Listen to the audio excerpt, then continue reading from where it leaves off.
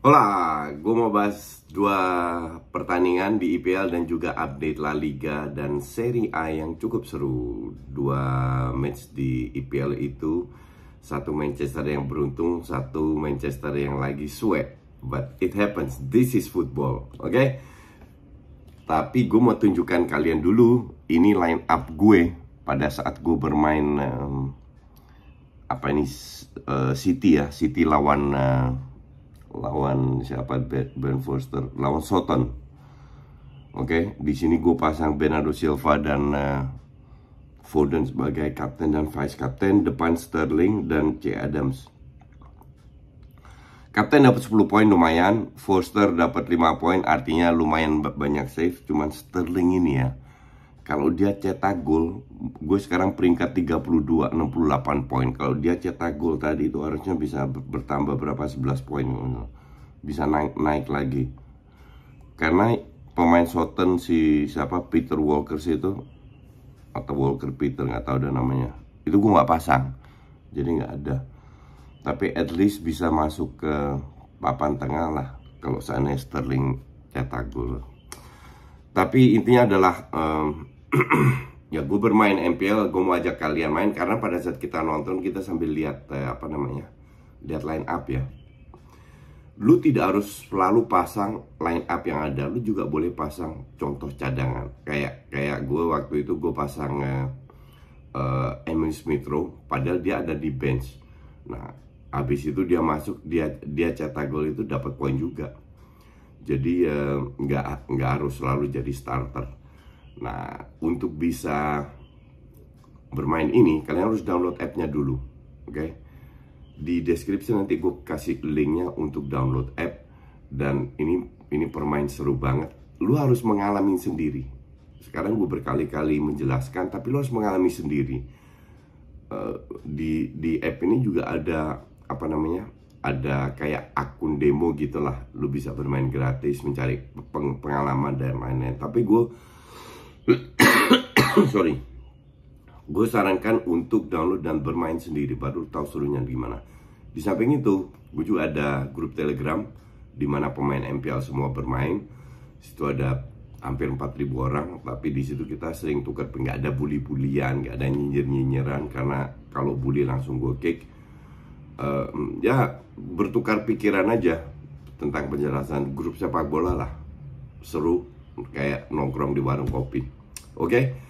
Jadi untuk download app-nya MPL kalian bisa cek di deskripsi, dan juga linknya Telegram ada di situ juga. Gue masukin juga, dan gue hadir tiap hari. Ya, tiap hari gue hadir di grup MPL tersebut ya. Oke, gue mulai dari Man United dulu. Gue bilang Man United ada progres, oke? Karena gue lihat dari perubahan dari 4-4-2 ke 4-2-3-1-nya Ole, itu masih karatan. Tapi hari ini lawannya kan juga memadai, oke? Jadi lawannya bukan Brentford atau apa, tapi benar-benar West Ham yang berada bahkan di atasnya MU. Kalau mereka menang, mereka melangkai West Ham. Nah, di babak pertama kedua tim main bagus, termasuk MU bagus. Itu parameter gue adalah sirkulasi bola cepat, positioning bagus, build up serangan bagus. Cuman kembali lagi nggak ada peluang besar bahkan untuk MU maupun West Ham. Kenapa? Kalau West Ham nggak peluang besar, gue paham lah, Antonio di depan pegang bola aja nggak bisa.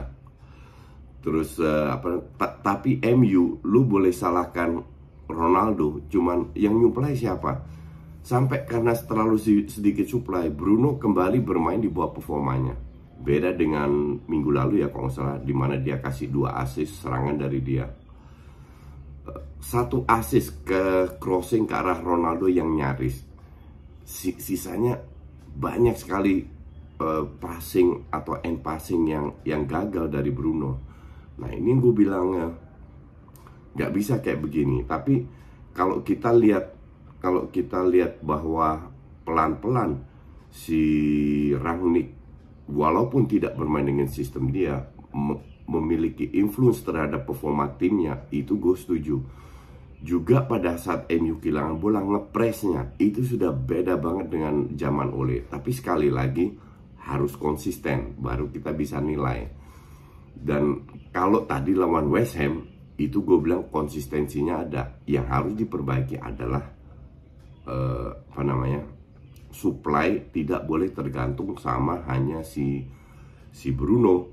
Dan Greenwood is Greenwood, tahu sendiri kembali kejadian dia nggak passing ke Ronaldo, egoisnya minta ampun. Tapi ya Greenwood is Greenwood. Dan pemain kayak Elenga itu kan nggak bisa lu harapkan karena masih muda, belum jam terbang belum tinggi. Nah, satu yang bikin gue bilang harus dikurangi yaitu shooting dari lini kedua. Jadi mereka melakukan banyak syutingnya ke atas semua. Terutama Tele sama Dalot maksa untuk syuting. I mean, kenapa lo nggak pegang bola dulu? Terus cari kombinasi. Gue emang lagi batuk ini, air panas isinya, jadi semoga berkurang. Udah berapa hari batuk. Jadi intinya adalah pemain MU harus lebih bersabar untuk mencari celah di organisasi defense lawan, yaitu dengan kombinasi atau sirkulasi bola. Nah, tadi itu terlalu banyak shooting dari lini kedua yang ujungnya ke blok atau kejauhan. Nah, hal-hal kayak gini sama create chances, kalau ini lebih merata, tidak tergantung oleh Bruno, baru bisa bilang ya influence-nya Rangnick berhasil. Tapi sekarang masih dalam proses lah. Cuman gue bilang pelan-pelan progresnya ada walaupun tidak bermain dengan sistemnya Rangnick. Kita lihat next match-nya seperti apa. Terus kita ke City yang sudah 12 kali beruntun menang, yang mainnya luar biasa, tanpa striker, semua bisa cetak gol. Ketinggalan dulu lewat Soton, walaupun golnya keren dari samping itu ya. Kyle Walker-Peters ya namanya kalau nggak salah. Anyway, golnya keren karena golnya terjadi di menit ke-7. Jadi mau nggak mau digempur habis. Sebenarnya di babak pertama si Sterling bapuknya minta ampun depan gawang gitu. Come on, lu itu pemain internasional, gaji lu miliaran gitu, kalau nggak dimainin ngambek. Peluang kayak gitu berkat peluang itu City kehilangan 2 poin. Tapi kehilangan 2 poin ini nggak fatal karena mereka masih selisih berapa? Kalau asumsi Liverpool menang besok masih selisih berapa? 6 poin kalau nggak salah. Anyway, sama Liverpool, sama Chelsea lebih banyak lagi selisihnya. Hal kayak gitu nggak bisa dilakukan. Semoga ini nggak menjadi fatal untuk Sterling. Kalau City nggak juara, semua akan teringat momen tersebut. Dan dia beruntung main karena nggak ada Mahrez. Coba ada Mahrez, udah nggak bakalan dimainin nih pemain. Bapuknya minta ampun. But anyway, kalau tadi MU layaknya lebih seri karena di goal deteker, apakah itu offside? Nggak, itu onside karena tangan sekarang nggak dihitung. Tahun lalu, 2 tahun lama masih dihitung tangan, sekarang nggak dihitung, which is good. Jadi itu gol sah walaupun di atas menit 90, tapi Rashford cetak 2 gol di 2 match terakhir sebagai super sub. Kalau gue jadi dia, gue pengen jadi starter.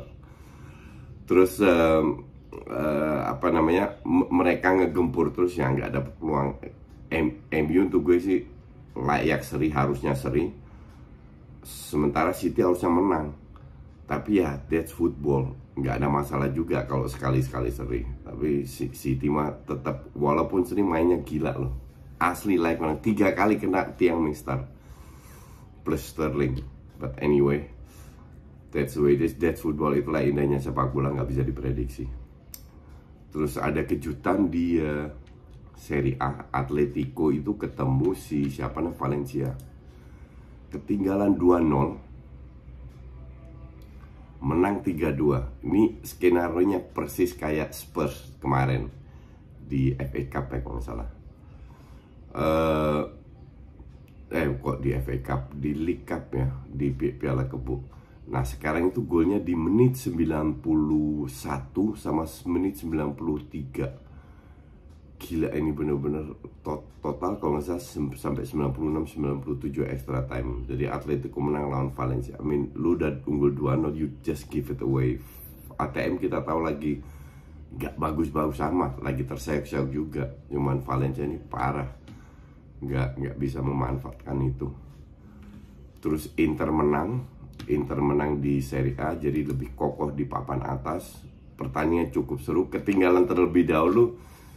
Sama juga langsung digempur. Babak pertama harusnya 1-1 tapi kurang beruntung, akhirnya Barella kalau nggak salah cetak gol. Dan gol kedua dari Edin Dzeko jadi penyelamat berkat asisnya Dumfries. Oke, dengan headingnya.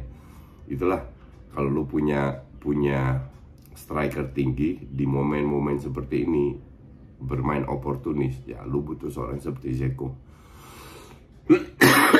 Sementara Lazio seri lawan Atalanta kehilangan 1 poin, kehilangan 2 poin, tapi masih rapat di atas. Saya besok Milan ketemu Juve, itu yang seru. Sama Barca dan Madrid juga main, kita lihat lagi. Dan of course Arsenal dan Liverpool juga main. Ya, kita ketemu lagi besok. Thanks for watching.